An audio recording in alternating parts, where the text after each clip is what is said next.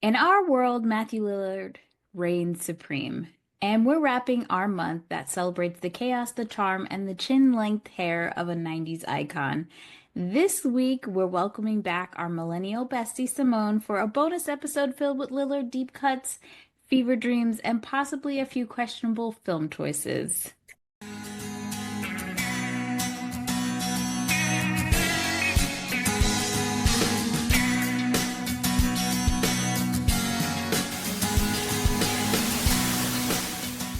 Welcome to the No More Late Fees podcast. I'm Danielle. And I'm Jackie, and we're just two best friends and ex-Blockbuster employees rewatching some of the best and worst movies from the late 90s and early 2000s.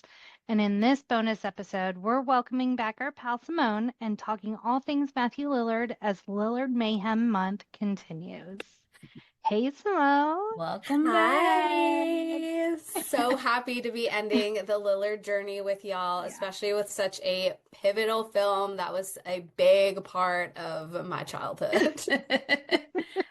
So, have you been enjoying Lillard Month so far? Or Ye- Mayhem Month? Yes, very much. And I remember when you announced this online, there were a lot of people that left feedback of like, oh, you got to cover this. And, I know you've already done Scream and some of his more like well-knowns. So I'm really excited that we're kind of his like filmography is actually a lot more vast than we think. And Yeah. so I'm excited that we're touching upon some of those like lesser known movies. Yeah, he's got some deep cuts. His career is very interesting. I think he's made some fun choices. You could tell, like, choices he made that were fun, choices that he made to challenge and stretch him, and choices he made to pay bills. Yeah. Scooby-Doo. We've all been there. Yes. I mean, Scooby-Doo really put him on the map. Like, I feel like if you say his name to a lot of people, not everyone knows who he is. I think Scream definitely helps, but like Scooby-Doo is probably the movie I would say has the most like open appeal. Yeah. So when I told my sister we were doing this movie, she's like, I don't know what that is. And I was like, girl, me too. But so I feel like Rena would enjoy this movie. No. we'll get into it. Okay. We and I Yeah, we'll get into it. As Okay. much, yeah, yeah. When you guys hear the episode, you'll hear thoughts. Well, Um, kind of jumping into Lillard deep cuts, I have a game where I have a list of movies, and you have to tell me if it is a fake movie or an actual movie that Matthew has starred in from our mm, time frame. okay. So it is Lillard deep cut or Fever Dream. You ready? Okay. Yeah. First one is Soulnet. I say Fever Dream. Yeah, this name is not sticking out to me. To me, it sounds like a fever dream. You would be correct. All right. And and when I was sourcing these, like it gave like years and stuff to like, oh, we went real detailed with like these fake outs. Okay. Next up on our list, we have Spanish Judges. I say Fever Dream again. I think to me this sounds like a comedy where like he doesn't he can't speak the language but he has to do it anyway. I'm gonna go for it and say yes. Deep cut. Simone, you are correct, but it is a crime drama from 2000 with Vincent D'Onofrio. Oh, hi.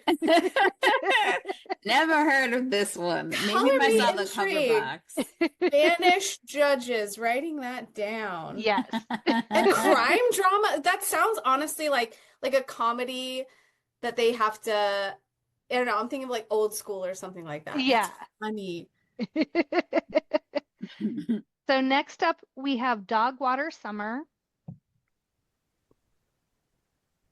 Fever Dream. Yeah, fever dream. Correct. Okay. The Descendants Club. Deep cut. I know he was in a movie called The Descendants, so I don't know if this is like a follow-up. So yeah, I'm gonna say deep cut. This is a fake. Next is Bang Bang Your Emo. Okay, so I know SLC Punk had a sequel that was highly questionable.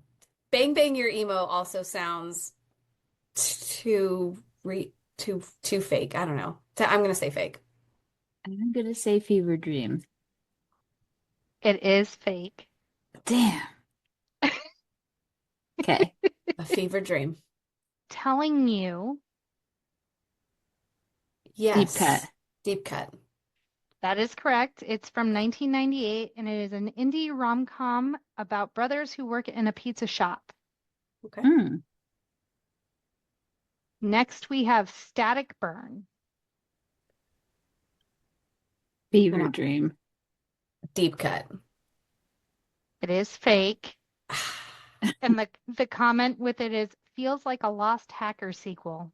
Yes, totally. Next up, we have Ghoulies 4, The Final Flush. Deep cut. Yeah, deep cut. This sounds like something he did This is voiceover his first for. movie. Oh, It says it's fake. There is a What? Ghoulies 4, but he is not in it. What? I thought that was his Hmm. first movie, was some Ghoulies movie. Let's look. I can just double check. Ghoulies. I always just imagine like the cover box where it's sitting in a toilet.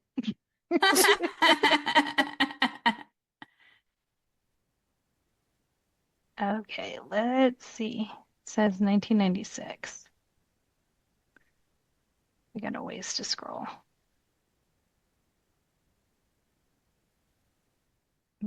Oh, he was in Ghoulies Go to College. Oh, I just yes. got the wrong. It was a trick question. You got me.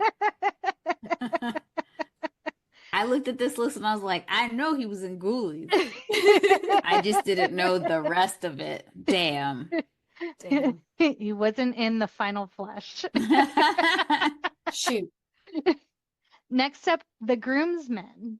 Now that's a fever deep cut. That's what I'm gonna say. Deep cut. Same, deep cut.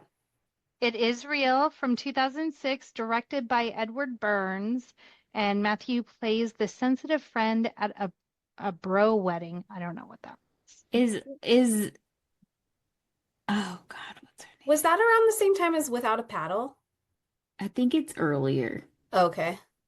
But I also want to know if It was Alyssa Milano was in it. It was 2 years after Without a Paddle. Oh, it was Okay. after. Okay. Yeah, Then 'cause maybe it's I'm out- thinking about a different movie.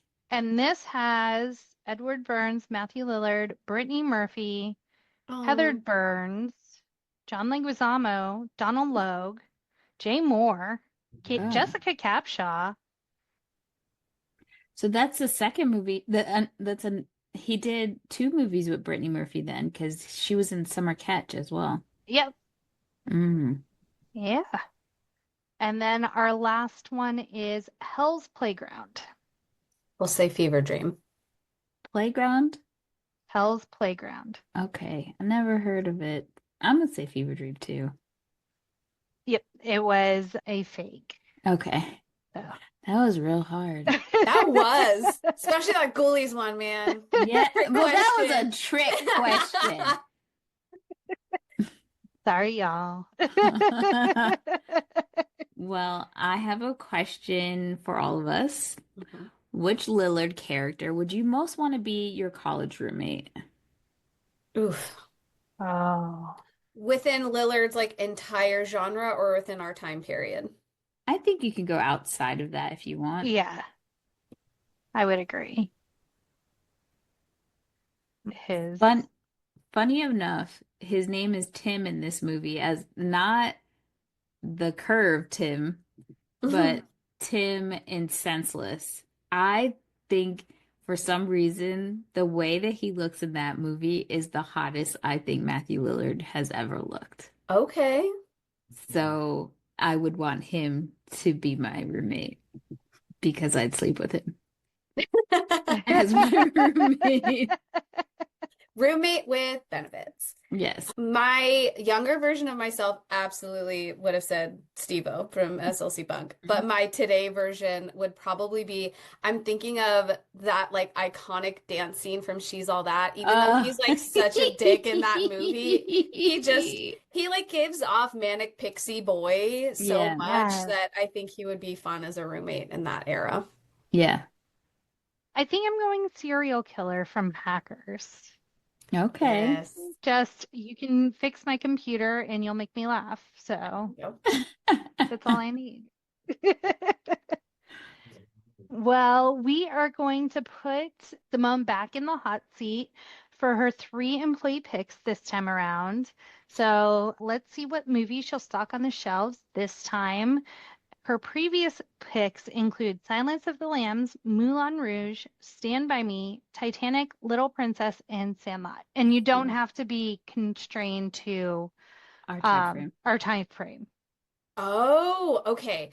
First, I'm going off the bat from a movie that is still in theater right now, Sinners. Absolutely Hell Sinners. yes. I am seeing it for the 3rd time this weekend. I am absolutely obsessed. I'm seeing it with my parents, and it's like I'm low-key a little nervous. Like, I hope you enjoy it. So I'm trying not to like chalk it up too much to them, but Yeah. Just go in blind and see how they feel. yeah, go in. My other one will probably counteract Sinners a little bit, but pick number 2 is Barbie movie. I loved Oh. Barbie so much, and I had that same feeling after I left the theater with Sinners. I was like, immediately, this is like ranking very, very high overall. I just loved the practical effects of everything, the scenery, the set, the colors, the music, blah blah blah. The Yeah. Ferrera, we got the great monologue. I know like it could have been a lot more complex as a movie, but I think for what it was as a great summer blockbuster, it was gorgeous. 3, shoot, I'm gonna have to think. I think about when I think about movies, I think about like how they make me feel. Does it make me question things? Am I expanding as a person, or am I also just like having a good time Yeah. when I'm watching this movie? And one that I kind of keep going back to, I've always been a really big fan of Tarantino. I know he can be like a creep.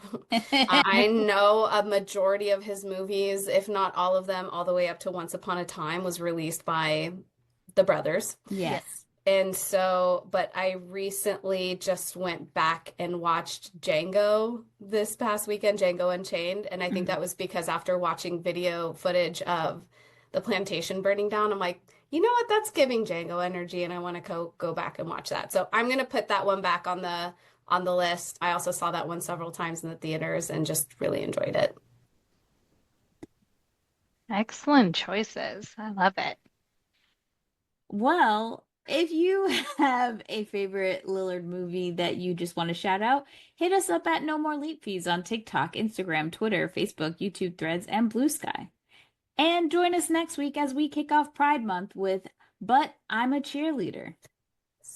Yay! Yay.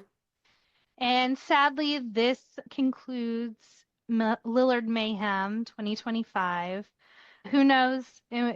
Round 2 may be back. We may choose a different actor. We're kind of liking the themes. So Yeah. we'll see what happens. But in the meantime, be kind and rewind.